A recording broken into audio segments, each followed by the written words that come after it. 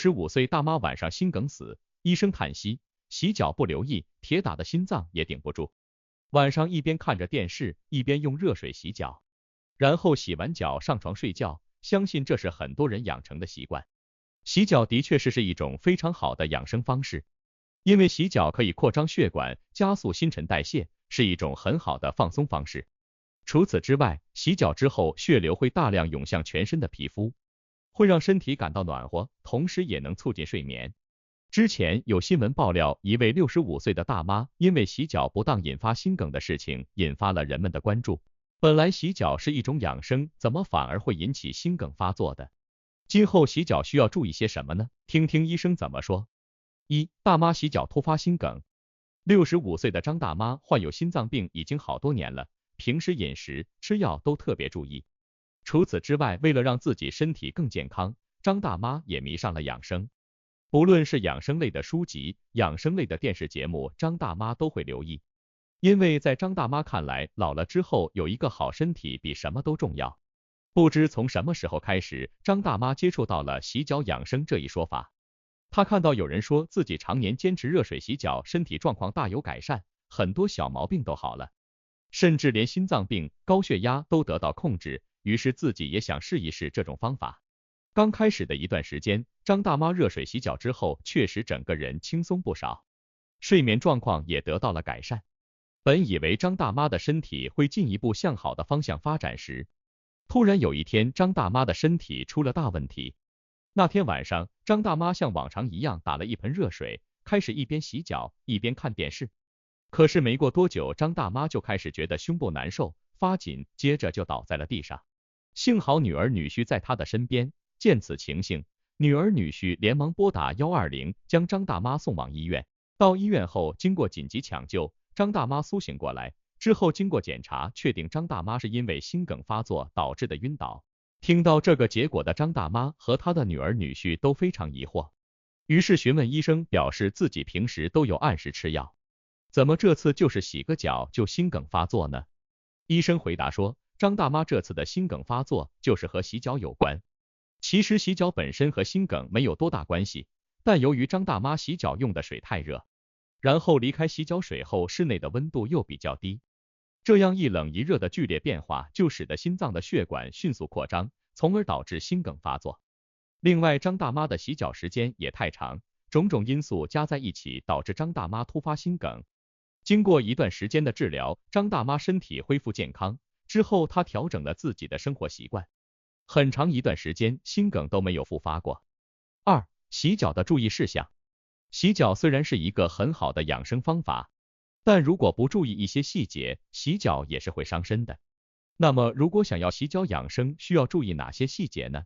首先，洗脚水不要太热，因为如果洗脚水太热，人的血管会急剧扩张。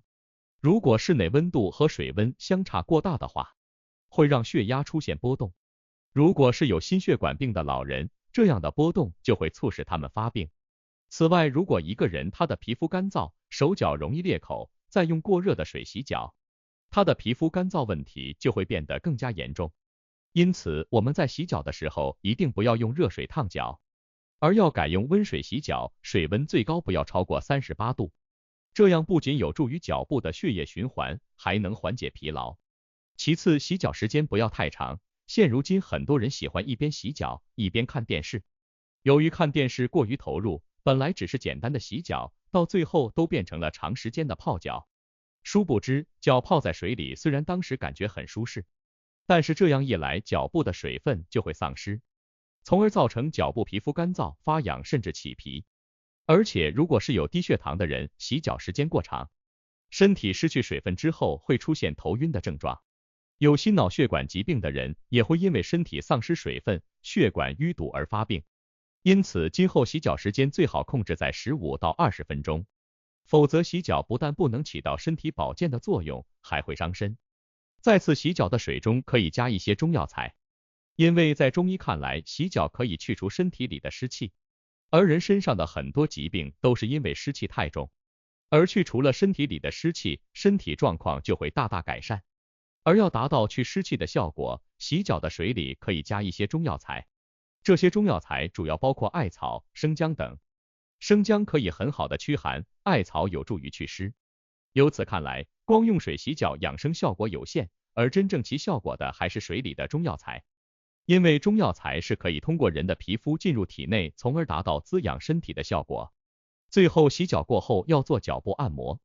洗脚之后的按摩这一环节是被很多人忽视的。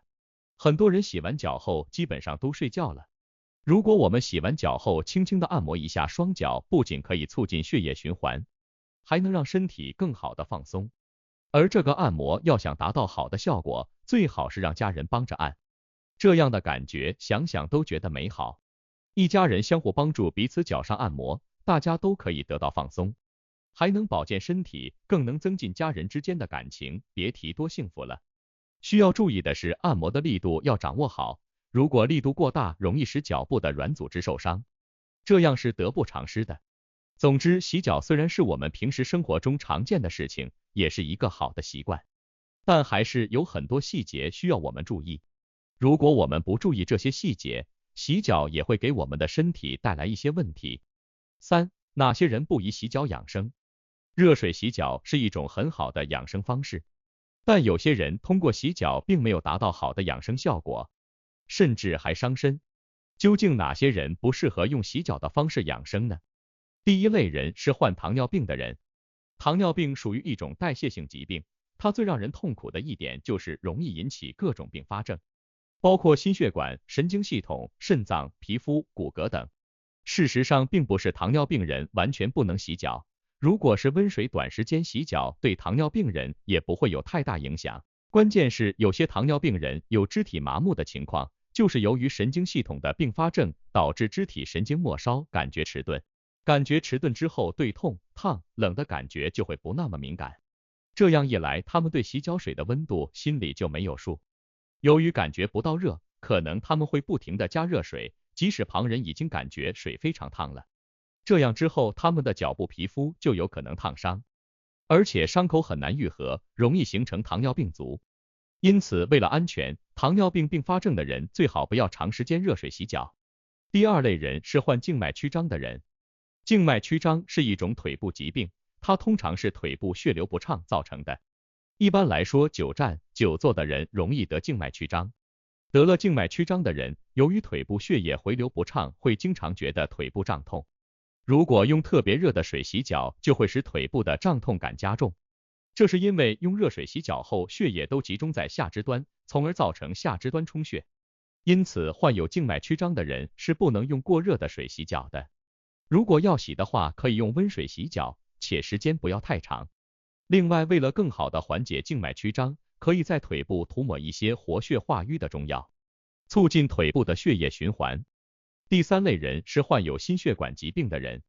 虽然说热水洗脚可以促进血液循环和新陈代谢，但对于有心脑血管疾病的人就很不适合。因为洗脚虽然对身体有很多好处，但它同时也是一个扩张血管和身体丢失水分的过程。如果是一个有心血管疾病的人，他长时间热水洗脚之后，由于血管调节功能差，心脏容易供血不足，这样一来，心血管疾病就很容易突然发作，从而造成危险。因此，有心血管疾病的人不能长时间热水洗脚，但温水短时间洗脚不会对心血管造成影响。前文提到的张大妈就是因为洗脚水温度过高，洗脚时间过长才导致发病的。除了以上几种人之外，患有皮肤病，特别是皮肤干燥和脚部容易起泡的人，如果他们进行热水洗脚的话，脚部皮肤容易裂开，伤口容易感染。低血糖的人也不能长时间用特别热的水洗脚，因为洗澡后身体丢失水分后，血糖容易迅速降低。如果本身有低血糖的话，容易造成头晕，所以他们也不能够长时间热水洗脚。现如今，很多人都非常重视身体健康，而市面上各种养生方法的宣传也很多。洗脚养生就是比较受推崇的养生方法之一。通过洗脚，也确实有不少人身体状况得到改善。因此，很多热衷养生的人就想尝试这种方法。但我们需要知道的是，每个人的身体状况不同，对别人有效的养生方法，不见得对自己有效。洗脚养生也是这样，有些人洗脚能改善身体状况，有些人洗脚后身体就出现问题。所以，如果我们想更好的养生，最好咨询专业的医生，然后根据自身情况合理选择养生方法。